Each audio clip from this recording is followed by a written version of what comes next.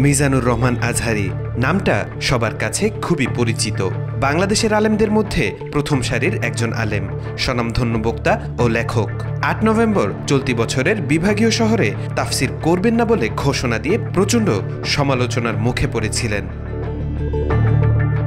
সম্প্রতি বাংলাদেশে ফিরে জামাতে ইসলামীর আমির ডক্টর শফিকুর রহমানের সাথে তার বাসভবনে দেখা করেন মিজানুর রহমান আজহারী। তখনই গুঞ্জন উঠেছিল নির্বাচনে আসতে যাচ্ছেন জনপ্রিয় এই ইসলামী বক্তা। ১৯ নভেম্বর বুধবার জামাতে ইসলামীর আমির ডক্টর শফিকুর রহমান আনুষ্ঠানিকভাবে আজহারীর প্রার্থিতা ঘোষণা করেন।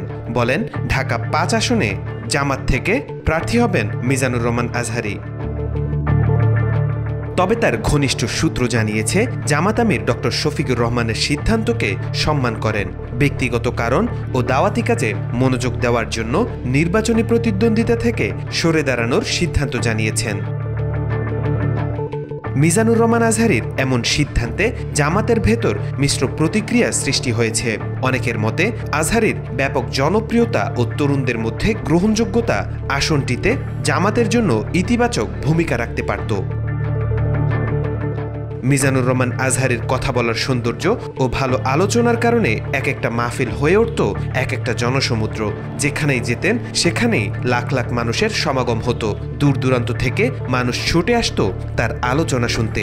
এত জনপ্রিয়তা পাওয়ার পর ২০২০ সালের জানুয়ারি মাসে হঠাৎ করেই দেশ ছাড়েন এই ইসলামিক স্কলার। কারণ হিসেবে মনে করা হয় তৎকালীন আওয়ামী লীগ সরকারের চাপে দেশ ছাড়তে বাধ্য হন তিনি।